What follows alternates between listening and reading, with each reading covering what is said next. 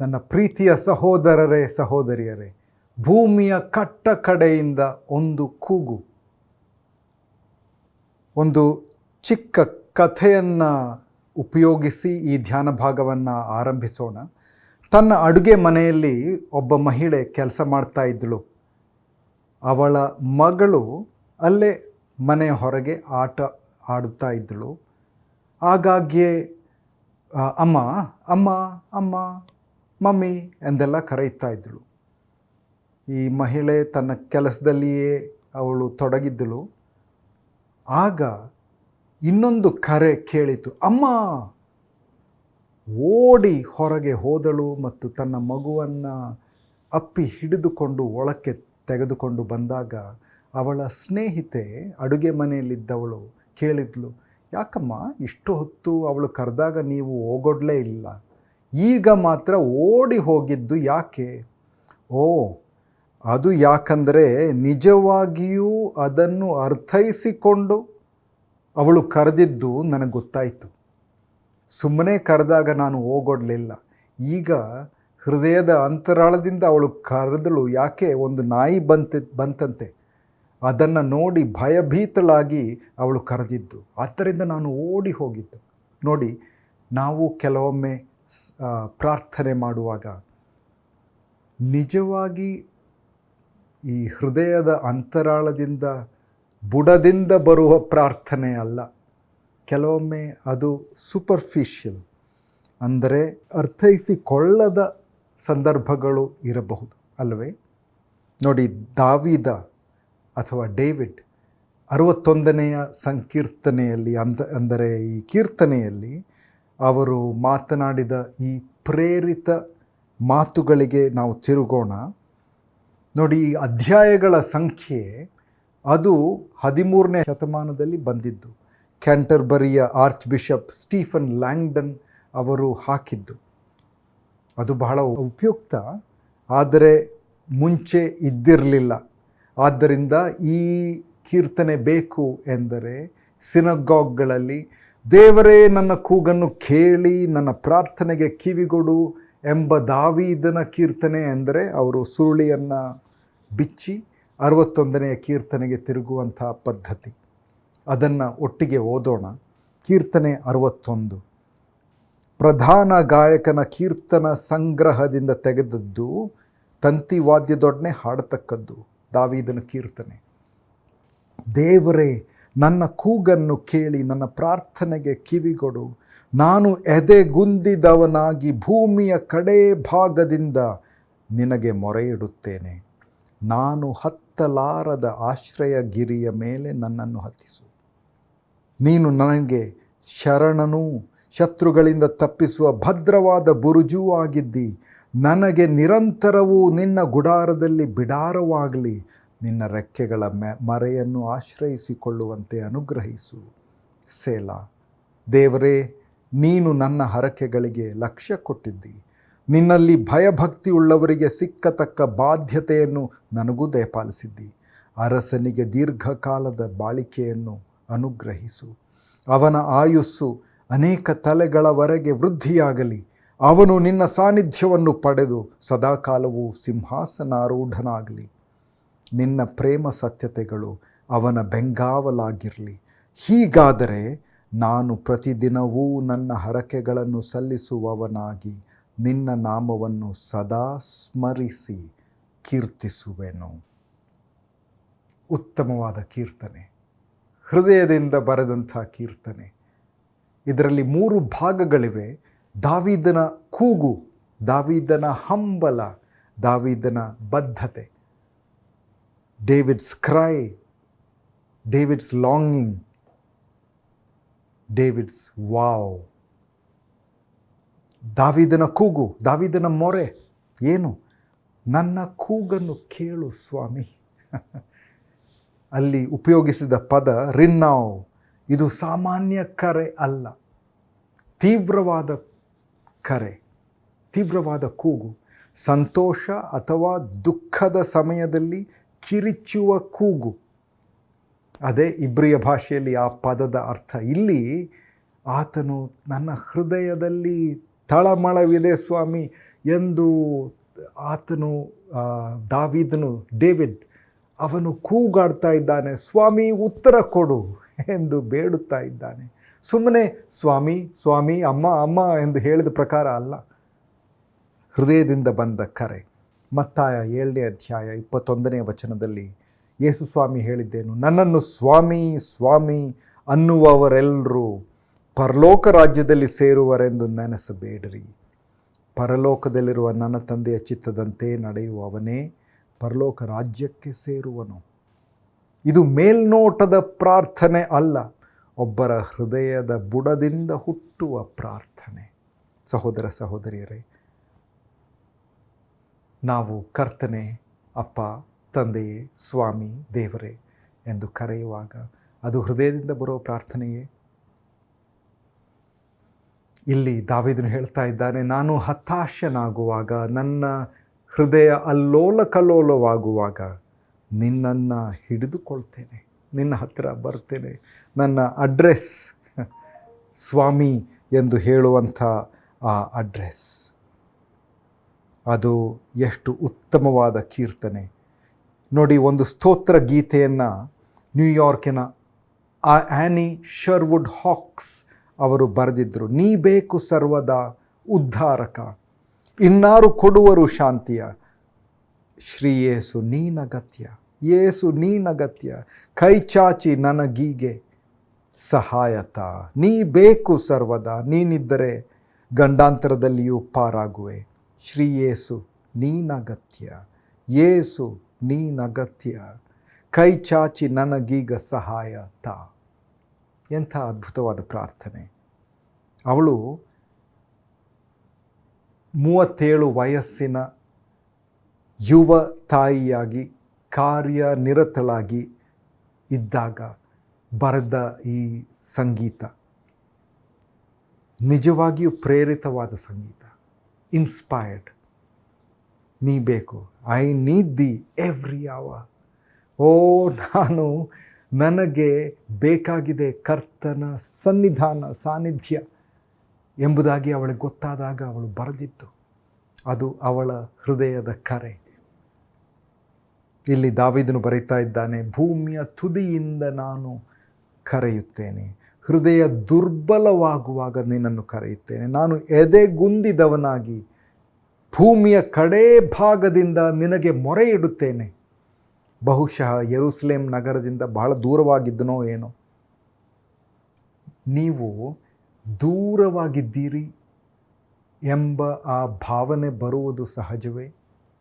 ಕೆಲವೊಮ್ಮೆ ಜನಸಂದಣಿಯ ಮಧ್ಯದಲ್ಲಿರುವಾಗಲೂ ಒಂಟಿತನವನ್ನು ಅನುಭವಿಸುವ ಸಂದರ್ಭಗಳಿವೆ, ಸಮಯಗಳಿವೆ ಅಲ್ಲವೇ?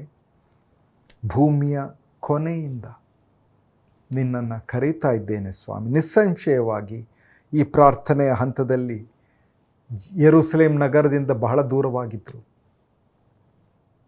ಯೆರೂಸಲೇಮ್ ನಗರದಲ್ಲಿ ಇರಲಿಲ್ಲ. ಅನೇಕರು ಹೇಳಿದ್ದು, ಇದು ಅಬ್ಸಲೋಮ್ ಎನ್ನುವಂಥ ಈ ಮಗ ಅವರ ಮೇಲೆ ದಾಳಿ ಮಾಡಿದಾಗ ಅಥವಾ ಈ ಕುರ್ಚಿಯನ್ನು ತೆಗೆದುಕೊಂಡಾಗ, ಸಿಂಹಾಸನವನ್ನು ಕದ್ದಾಗ ಜೀವವನ್ನು ಉಳಿಸಿಕೊಳ್ಳಿಕ್ಕಾಗಿ ರಾತ್ರಿಯೇ ಓಡಿ ಹೋದಂಥ ಅಂಥ ಸಂದರ್ಭ. ದಾವೀದನು ಅದು ಮಾಡಬೇಕಾಯಿತು. ಅವನ ನೈತಿಕ ಅಧಿಕಾರ ಬಹಳ ಕಡಿಮೆ ಆಗಿಬಿಟ್ಟಿತ್ತು. ಯಾಕೆ? ಬೆತ್ಷೆಬ ಅವಳ ಜೊತೆಯಲ್ಲಿ ಪಾಪ ಮಾಡಿದ್ದ ಉರಿಯನನ್ನು, ಒಬ್ಬ ಕುಲೀನ ನಿಷ್ಠಾವಂತ ಸೈನಿಕ, ಅವನನ್ನು ಕೊಲೆ ಮಾಡಿಬಿಟ್ಟ. ಒಂದು ಸಲ ತಪ್ಪು ಮಾಡಿದ್ದು ನಿಜ. ರಾಜರು ಏನೇ ಮಾಡಬಹುದು ಎಂಬ ಭಾವನೆ ಬಂದಿತ್ತೋ ಏನೋ. ಆದರೆ ಪ್ರವಾದಿ ಬಂದು ಅವರಿಗೆ ಹೇಳಿದಾಗ, ನೀನು ದೇವರ ವಿರುದ್ಧವಾಗಿ ಪಾಪ ಮಾಡಿದ್ದಿ ಎಂದು ಹೇಳಿದಾಗ ಅವನು ಒಪ್ಪಿಕೊಂಡ, ಪಶ್ಚಾತ್ತಾಪಪಟ್ಟ. ಅದು ಯಾವ ಸಂಗತಿಯನ್ನು ಸತ್ಯವೇದದಲ್ಲಿ ಮರೆಮಾಚಿಲ್ಲ, ಎಲ್ಲವನ್ನು ತೆರೆದು ಬಯಲಾಗಿ ಬರೆದಿಟ್ಟಿದ್ದಾರೆ. ಯಾಕೆ? ನಮಗೂ ಅದರಿಂದ ಅದು ಡೇಂಜರ್, ಅಪಾಯ ಎನ್ನುವಂಥ ಆ ವಿಚಾರ ಅದು ನಮಗೆ ಬೇಕು. ಯಾಕೆ?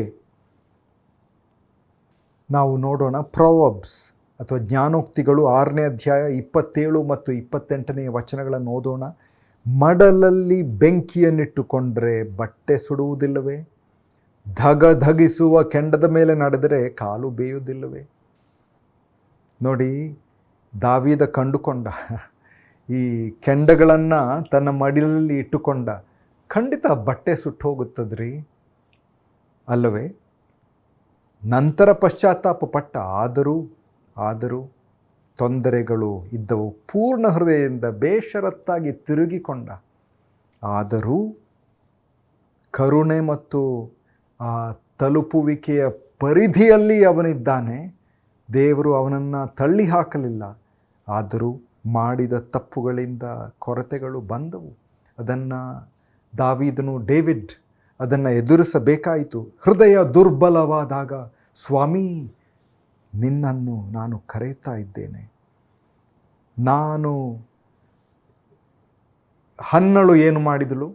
1 ಸಮುವೇಲನ 1ನೇ ಅಧ್ಯಾಯದಲ್ಲಿ ಆಕೆ ಬಹಳ ದುರ್ಬಲವಾದ, ತೀವ್ರವಾಗಿ ತೊಂದರೆಗೀಡಾದ ಈ ಮಹಿಳೆ ಪ್ರಾರ್ಥನೆ ಮಾಡ್ತಾ ಇದ್ದಳು. ತುಟಿಗಳು ಅಲ್ಲಾಡ್ತಾ ಇದ್ದವು, ಆದರೆ ಸ್ವರವೇನೂ ಹೊರಗೆ ಬರಲಿಲ್ಲ. ಏಲಿ ಏನು ಮಾಡಿದ? ಆತ ಹತ್ತಿರ ಹೋಗಿ ಕೇಳ್ತಾನೆ, ಏನಮ್ಮ ಕುಡ್ದಿದ್ದೀಯಾ, ಅಮಲೇರಿದೀಯಾ? ಇಲ್ಲ ಸ್ವಾಮಿ. 1ನೇ ಅಧ್ಯಾಯ 15ನೇ ವಾಕ್ಯ, 1 ಸಮುವೇಲ. ಅದಕ್ಕೆ ಹನ್ನಳು, ಸ್ವಾಮಿ ಹಾಗಲ್ಲ, ನಾನು ಬಹು ದುಃಖ ಪೀಡಿತಳು. ದ್ರಾಕ್ಷಾರಸವನ್ನಾದರೂ ಬೇರೆ ಯಾವ ಮದ್ಯವನ್ನಾದರೂ ಕುಡಿದವಳಲ್ಲ. ನನ್ನ ಮನೋವೇದನೆಯನ್ನು ಯೆಹೋವನ ಮುಂದೆ ಹೊಯ್ದಿದ್ದೇನೆ. ಅವಳ ವಿಳಾಸ, ಅಡ್ರೆಸ್ ಸರಿಯಾಗಿತ್ತು.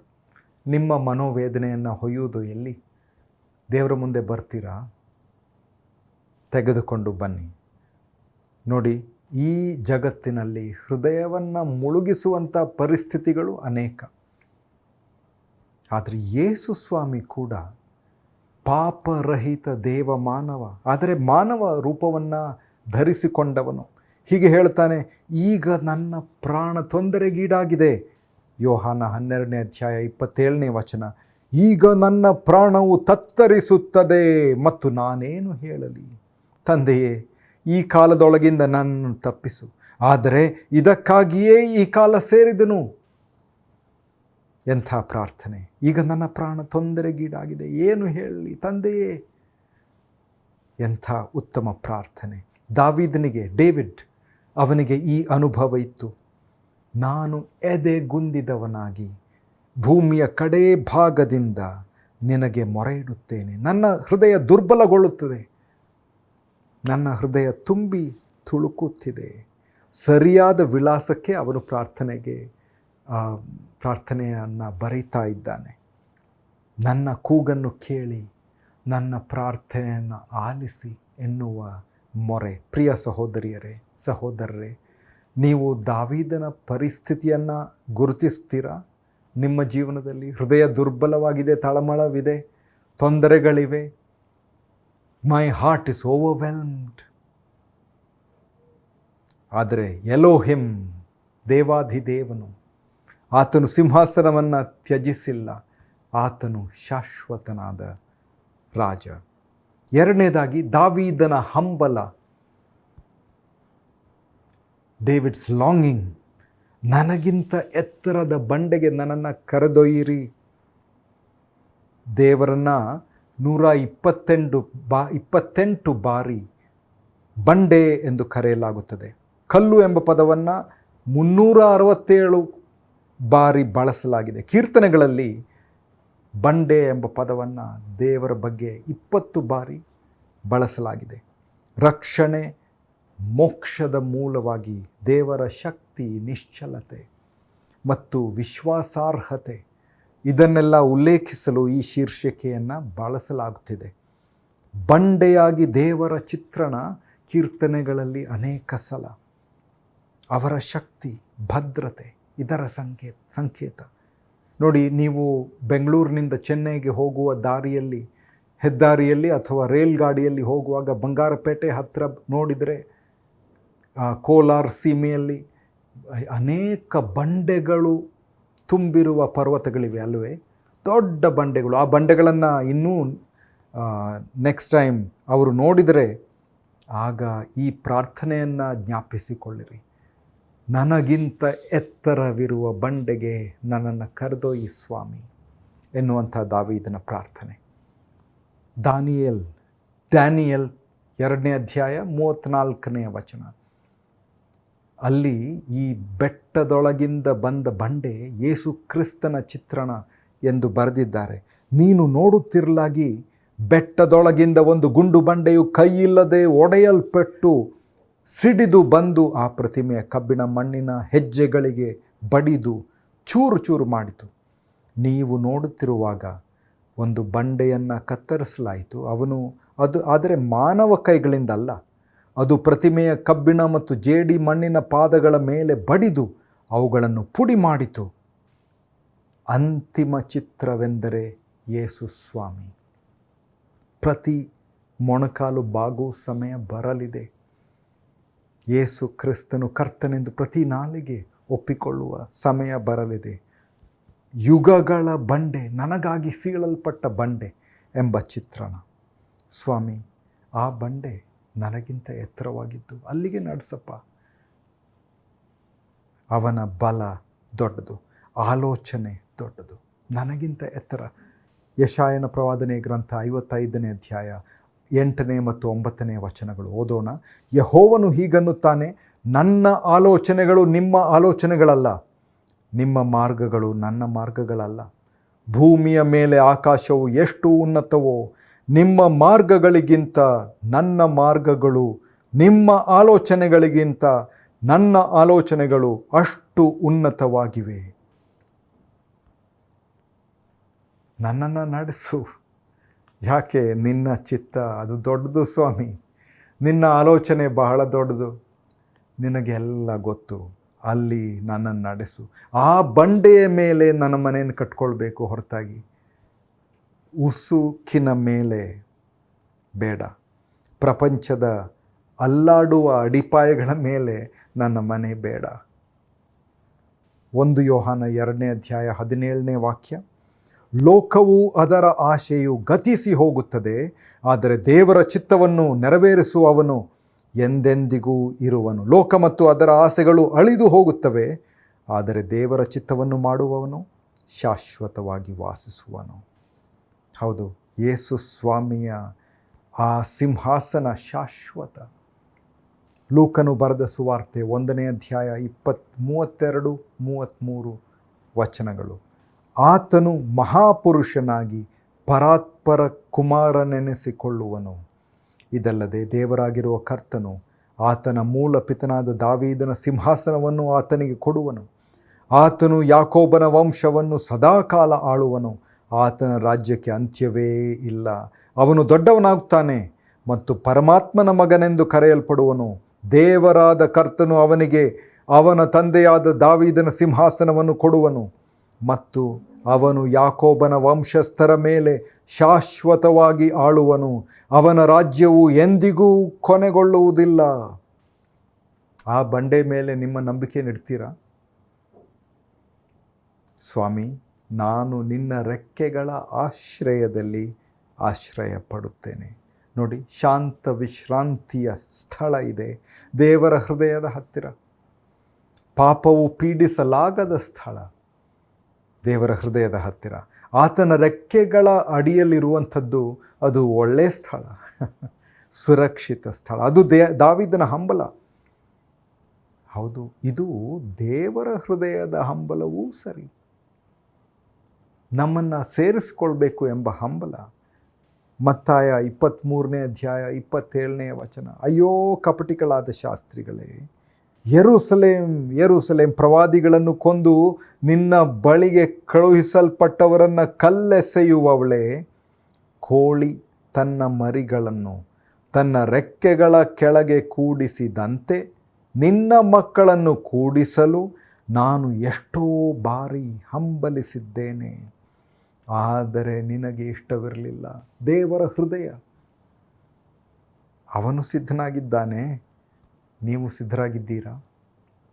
ಬನ್ನಿ, ಹೊರೆ ಇದ್ದರೆ, ಭಾರ ಇದ್ದರೆ ತನ್ನಿ, ನಾನು ನಿಮಗೆ ವಿಶ್ರಾಂತಿ ಕೊಡುವೆನು ಎಂದು ಹೇಳಿದಾತನು ನಿಮಗಾಗಿ ಕಾಯ್ತಾ ಇದ್ದಾನೆ.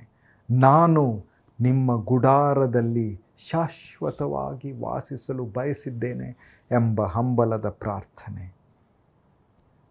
ಕೀರ್ತನೆ 32 ಮತ್ತು 7ನೇ ವಚನ. ನೀನೇ ನನಗೆ ಮರೆ, ನಿರಪಾಯವಾಗಿ ನನ್ನನ್ನು ಕಾಯುವಿ, ವಿಮೋಚನ ಧ್ವನಿಯಿಂದ ನನ್ನನ್ನು ಆವರಿಸಿಕೊಳ್ಳುತ್ತಿ. ನೋಡಿ ಸ್ವಾಮಿ, ನನ್ನ ಹೃದಯ ತಳಮಳವಾದಾಗ ನಾನು ನಿನ್ನ ಹತ್ರ ಬರುತ್ತೇನೆ. ನಿನ್ನ ರೆಕ್ಕೆಗಳ ಕೆಳಗೆ ಉಳಿಯುವ ಆಸೆ, ಹಂಬಲ ನನ್ನದು. ಇದು ದಾವೀದನ ಪ್ರಾರ್ಥನೆ. ವಿಮೋಚನೆಯ ಹಾಡುಗಳಿಂದ ನನ್ನ ಬಾಯಲ್ಲಿ ಆ ಹಾಡುಗಳನ್ನು ತುಂಬಿಸುವಂಥ ಕರ್ತನಿದ್ದಾನೆ. ಆ ವಿನಿಮಯ ನಿಮಗೆ ಬೇಕಾ? ಬನ್ನಿ, ಆತನ ಸನ್ನಿಧಾನಕ್ಕೆ ಬನ್ನಿ. 3ನೇದಾಗಿ, ದಾವೀದನ ಪ್ರಾರ್ಥನೆ ಅಥವಾ ಹರಕೆ, ಬದ್ಧತೆ. 5 ಮತ್ತು 8ನೇ ವಚನಗಳಲ್ಲಿ ಅವನು ಹೇಳಿದ್ದೇನು? ದೇವರೇ, ನೀನು ನನ್ನ ಹರಕೆಗಳಿಗೆ ಲಕ್ಷ್ಯ ಕೊಟ್ಟಿದ್ದಿ. ಹೀಗಾದರೆ ನಾನು ಪ್ರತಿದಿನವೂ ನನ್ನ ಹರಕೆಗಳನ್ನು ಸಲ್ಲಿಸುವವನಾಗಿ ನಿನ್ನ ನಾಮವನ್ನು ಸದಾ ಸ್ಮರಿಸಿ ಕೀರ್ತಿಸುವೆನು. 2 ಪಟ್ಟು ಬದ್ಧತೆಯ ಬಗ್ಗೆ ಮಾತನಾಡ್ತಾ ಇದ್ದಾನೆ. ಮೊದಲನೇದು ಸೇವೆ ಮಾಡುವ ಬದ್ಧತೆ, 2ನೇದು ಸ್ತುತಿಸುವಂಥ ಬದ್ಧತೆ. ನೋಡಿ, ಕೆಲವೊಮ್ಮೆ ನಮ್ಮ ಬದ್ಧತೆಗಳು, ನಮ್ಮ ಪ್ರಮಾಣಗಳು ಅದೆಲ್ಲ ಟೊಳ್ಳಾಗುತ್ತವೆ. ಯಾಕೆ? ಅವುಗಳನ್ನು ಉಳಿಸಿಕೊಳ್ಳುವಂಥ ಶಕ್ತಿ ನಮ್ಮಲ್ಲಿಲ್ಲ. ಆದರೆ ಕರ್ತನೆ, ನಿನ್ನ ಕೃಪೆಯಿಂದ, ನಿನ್ನ ಬಲದಿಂದ ನಾನು ನನ್ನ ಪ್ರತಿಜ್ಞೆಗಳನ್ನು ಪಾಲಿಸುತ್ತೇನೆ.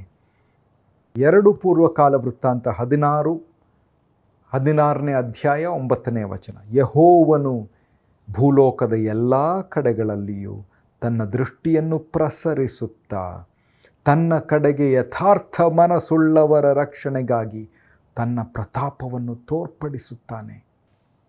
ಕೀರ್ತನೆ 61 8ನೇ ವಚನ. ಹೀಗಾದರೆ ನಾನು ಪ್ರತಿದಿನವೂ ನನ್ನ ಹರಕೆಗಳನ್ನು ಸಲ್ಲಿಸುವವನಾಗಿ ನಿನ್ನ ನಾಮವನ್ನು ಸದಾ ಸ್ಮರಿಸಿ ಕೀರ್ತಿಸುವೆನು. ನೋಡಿ, ಜೀವಿತಾವಧಿಯಲ್ಲಿ ನಮ್ಮ ಬದ್ಧತೆಯನ್ನು, ಪ್ರತಿಜ್ಞೆಯನ್ನು ನಾವು ಪ್ರಕಟಿಸಿರ್ಬೋದು, ಅದು ಮಾನ್ಯ, ಅದು ಉತ್ತಮ. ಆದರೆ ಪ್ರತಿದಿನ ಕಡ್ಡಾಯವಾದ ದೈನಂದಿನ ವಿಧೇಯತೆ ಅದು ಅವಶ್ಯಕ ಅಲ್ಲವೇ? ಅನ್ನಳು ಪ್ರವಾದಿನಿ 84ನೇ ವಯಸ್ಸಿನಲ್ಲಿ ಆ ದೇವಾಲಯದಲ್ಲಿ ಅವಳಿಗೆ ಕಾಣಿಸಿತು ಈ ಚಿಕ್ಕ ಕೂಸು. ಆ ಕೂಸನ್ನು ನೋಡಿದಾಗ, ಆ ಕಂದನನ್ನು ನೋಡಿದಾಗ, ಇದು ಪರಮಾತ್ಮನ ಅವತಾರ ಎಂಬುದು ಗೊತ್ತಾಯಿತು. ಸ್ವಾಮಿ, ನೀನು ಈಗ ಯೇಸು ಸ್ವಾಮಿ ಸ್ವತಃ ಅಜ್ಞಾತದಲ್ಲಿರಬೇಕಾಯಿತು. ಅದರ ನಂತರ 30 ವರ್ಷಗಳವರೆಗೆ, ಈಗ 84 ವರ್ಷಗಳವರೆಗೂ ಈಕೆ ಕಾಯುತ್ತಾ ಇದ್ದಳು. ಯೇಸು ಸ್ವಾಮಿಯನ್ನು ನೋಡ್ತಾಳೆ, ಪ್ರತಿದಿನ ಸೇವೆ ಮಾಡ್ತಾ ಇದ್ದಳು. ಆದರೆ ಕೊನೆಗೂ ಅವಳ ಹಂಬಲ ಪೂರೈಕೆಯಾಯಿತು. ಯೇಸು ಕ್ರಿಸ್ತನು ಚಿಕ್ಕ ಮಗನಾಗಿದ್ದ, ವಿಧೇಯನಾಗಿದ್ದನು. 30 ವರ್ಷಗಳವರೆಗೆ, 3 ದಶಕಗಳವರೆಗೆ ಕಾರ್ಯಗಳನ್ನು ಮಾಡ್ತಾ ಇದ್ದ. ಬಡಗಿಯಾಗಿ, ಸಾಮಾನ್ಯ ಕಾರ್ಯ, ಬಡ ಕುಟುಂಬದಲ್ಲಿ ಆತನು ಮಾಡ್ತಾ ಇದ್ದ. ಯಾಕೆ? ದೇವರು ಏನು ಮಾಡಬೇಕೆಂದು ಬಯಸುತ್ತಾನೋ ಅದನ್ನು ಮಾಡುತ್ತಾ ಇದ್ದನು. ಸಹೋದರ ಸಹೋದರಿಯರೇ, ಕೆಲವೊಮ್ಮೆ ನಾವು ತಿಳ್ಕೊಳ್ಬೋದು, ಅಯ್ಯೋ ಇದರಿಂದ ಏನು ಬಹಳ ದೊಡ್ಡ ಕಾರ್ಯ ಏನೂ ಅಲ್ರಿ, ಇದು ಮಾಡೋದು ಬಹಳ ಬೋರಿಂಗ್, ಅದರಿಂದ ಏನೂ ನನಗೆ ಉತ್ಸಾಹ ಇಲ್ಲ. ಚಿಕ್ಕ ಕಾರ್ಯವಿರ್ಬೋದು, ಪ್ರತಿದಿನ ಮಾಡುವಂಥ ಕಾರ್ಯವಿರ್ಬೋದು, ಆದರೆ ದೇವರ ದೃಷ್ಟಿಯಲ್ಲಿ ಅದು ಮುಖ್ಯ. ನಾವು ವಿಧೇಯತೆಯ ಪ್ರತಿಜ್ಞೆ ಮಾಡ್ತೇವೆ, ಸ್ತುತಿಯ ಪ್ರತಿಜ್ಞೆಯನ್ನು ಮಾಡುತ್ತೇವೆ. ನಮ್ಮ ಹೃದಯಗಳು ಶಾಶ್ವತನಾದ ದೇವರ ಮೇಲೆ ಕೇಂದ್ರೀಕೃತವಾಗುತ್ತವೆ. ಪೌಲ ಮತ್ತು ಸೀಲ, ಪಾಲ್ ಆ್ಯಂಡ್ ಸೈಲಸ್, ಅವರು ಮಾಡಿದ್ದೇನು?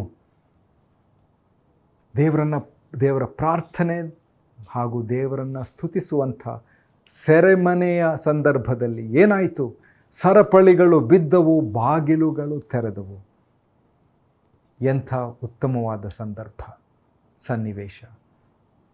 ದೇವರ ಸಾನ್ನಿಧ್ಯ ನಮ್ಮಲ್ಲಿದೆ ಪ್ರಾರ್ಥಿಸುವಾಗ, ಸ್ತುತಿಸುವಾಗ.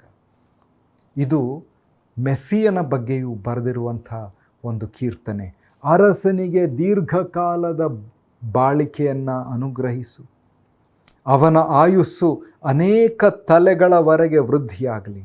ನಿನ್ನ ಸಾನ್ನಿಧ್ಯವನ್ನು ಪಡೆದು ಸದಾಕಾಲವೂ ಸಿಂಹಾಸನಾರೂಢನಾಗಲಿ. ನಿನ್ನ ಪ್ರೇಮ ಸತ್ಯತೆಗಳು ಅವನ ಬೆಂಗಾವಲಾಗಿರಲಿ. ಸ್ತುತಿಯ ಸಮಯ. ಸಹೋದರ ಸಹೋದರಿಯರೇ, ಇಂದು ದಾವೀದನ ಹಾಗೆ ನೀವು ಕರೆಯುತ್ತೀರಾ, ಕೂಗುತ್ತೀರಾ, ಪ್ರಾರ್ಥಿಸುತ್ತೀರಾ, ಹೃದಯದ ಅಂತರಾಳದಿಂದ ಬುಡದಿಂದ ಕೇಳುತ್ತೀರಾ? ಆತನ ನಾಮದಲ್ಲಿ, ಯೇಸು ಕ್ರಿಸ್ತನ ಹೆಸರಿನಲ್ಲಿ ಬೇಡುವಾಗ ಆತನು ಕೇಳುತ್ತಾನೆ, ಓಗೊಡುತ್ತಾನೆ, ಲಾಲಿಸುತ್ತಾನೆ. ಇಂದು ಬರೋಣ, ಧೈರ್ಯದಿಂದ ಬರೋಣ. ಕರೆದಾಗ ಓಗೊಡುವಂಥ ಸ್ವಾಮಿ ಇಂದು ನಮ್ಮನ್ನು ನೋಡ್ತಾ ಇದ್ದಾನೆ. ಆತನಿಗೆ ಸ್ತುತಿ, ಆತನಿಗೆ ವಿಧೇಯತೆ. ದೇವರು ನಿಮ್ಮನ್ನು ಆಶೀರ್ವದಿಸಲಿ. ಆಮೇನ್.